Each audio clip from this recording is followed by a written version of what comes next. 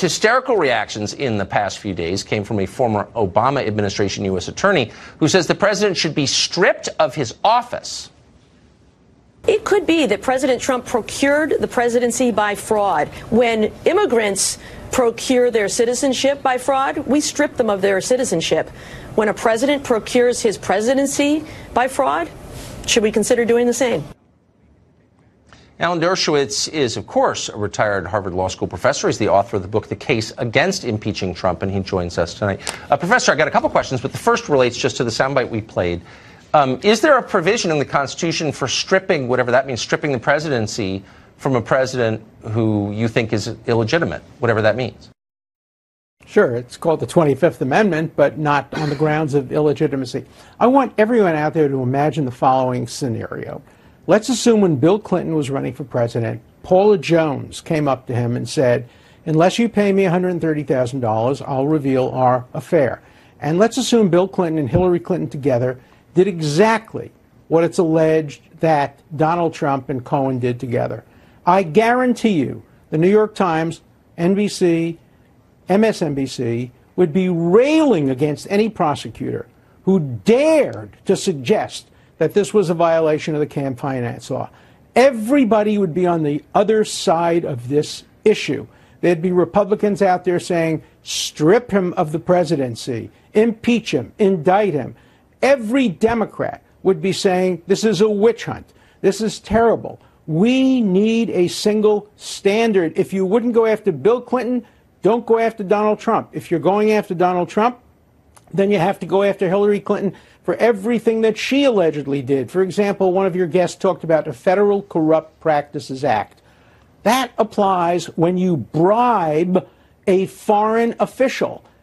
What they're arguing is that there was a rumor that maybe somebody offered Putin a penthouse in a tower that Trump was thinking of building in Moscow. And if that had been done, it would be a violation of the FCPA, Federal Corrupt Practices Act.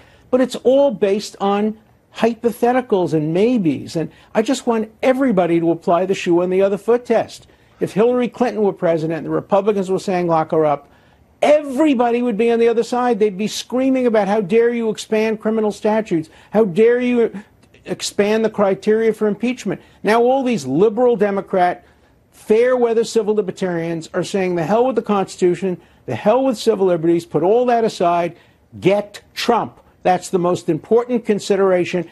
Get him by any means possible. This is such a danger to our constitutional system that I would hope that true civil libertarians would rebel against it as I am. Is it unfair to describe this scenario as extortion? I say, I know something about your sex life. I know a secret about you that you want to keep, that's non-criminal, but that you want to keep hidden. And unless you pay me money, I'm going to reveal it. That seems like textbook extortion to me. Why is it not?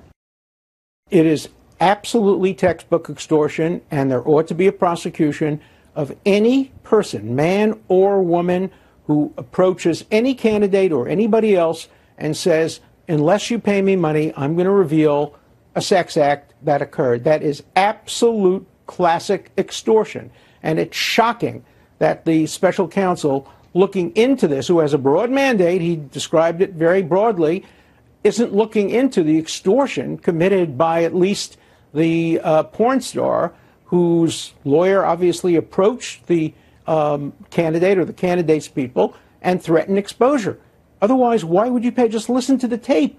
The tape makes that clear, the tape that Cohen made unwittingly of President Trump. It's clear that they were paying off an extortion in order to prevent these issues from coming out for multiple reasons, to protect his family, to protect his brand, possibly to influence the campaign. Let's remember one more thing.